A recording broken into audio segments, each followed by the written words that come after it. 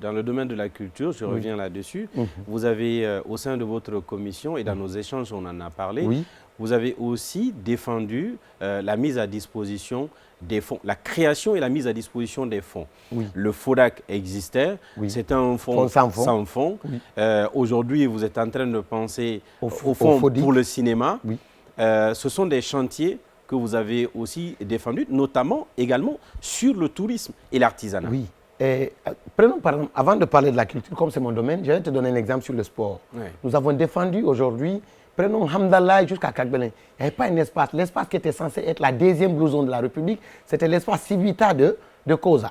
Aujourd'hui, à travers le ministère de la Jeunesse, on a travaillé pour qu'on puisse mettre, avec l'initiative du gouvernement, l'émergence Bambeto Koza. La même chose à miniature, c'est la mise à Sangoya. C'était un acquis. Nous avons défendu, j'étais là, la pose de la première pierre. Après, aujourd'hui, le chantier évolue. Revenant à la culture, on a des fonds, on a des directions. Le FODAC était créé depuis le temps du professeur Alpha Condé. Le FODAC, c'est le Fonds du développement de la culture. Les acteurs culturels n'ont aucun accompagnement. À travers le FODAC aujourd'hui, comme il y a eu un petit fonds, je le dis un petit fonds, parce que 10 milliards, ce n'est pas beaucoup, à notre arrivée, à la loi de finances rectificative. 10 milliards, pendant que rien n'existait, c'est quand même énorme. Oui, non, c'est pourquoi j'ai dit un petit fonds. On est d'accord. On aimerait qu'on parle au FODAC de 200 milliards. Parce que la culture, c'est notre identité. Tu sais, moi j'explique de façon très simple la culture.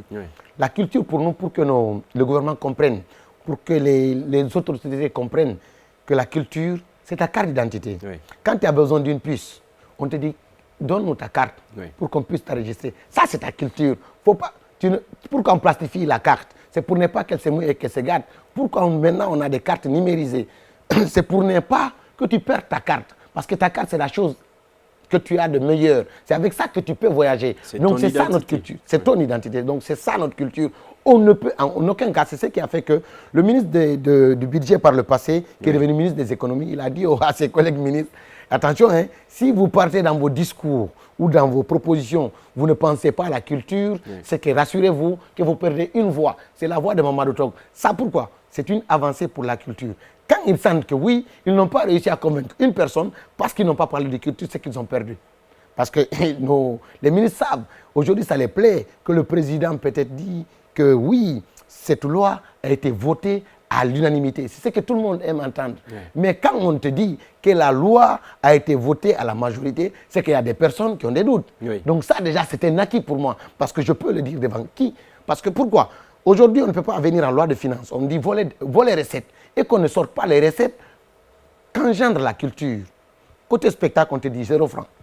Toi, tu es professionnel du spectacle. Tu as une licence que tu as achetée à coût de 8 millions, 10 millions. Il y a une organisation aussi à mettre en place à ce niveau-là. Oui, tu as vu, tu as acheté une licence. On a une vingtaine, trentaine d'opérateurs culturels qui ont des licences. Après, tu ne peux pas faire un événement, tu n'as pas payé le FOSCAL. Le FOSCAL, c'est les taxes. Les taxes. Donc, ceci dit, et c'est une recette, même il ne serait-ce qu'un milliard, 2 milliards, ça prouve aux gens que oui, à la culture, ça rentre. Il ne serait-ce que ça, toi, quand tu organises un festival. Mais le manque aujourd'hui, monsieur le conseiller, si je peux me permettre de vous appeler comme ça, c'est aussi l'absence d'études pour prouver effectivement l'impact de la culture sur globalement l'économie du pays. Oui, on a un problème de statistiques dans ce pays. Ça, c'est normal. Mais c'est ce que le département de la culture est en train de travailler. Retravailler même sur les textes des différentes directions, des différents responsables. Et d'ailleurs, j'ai participé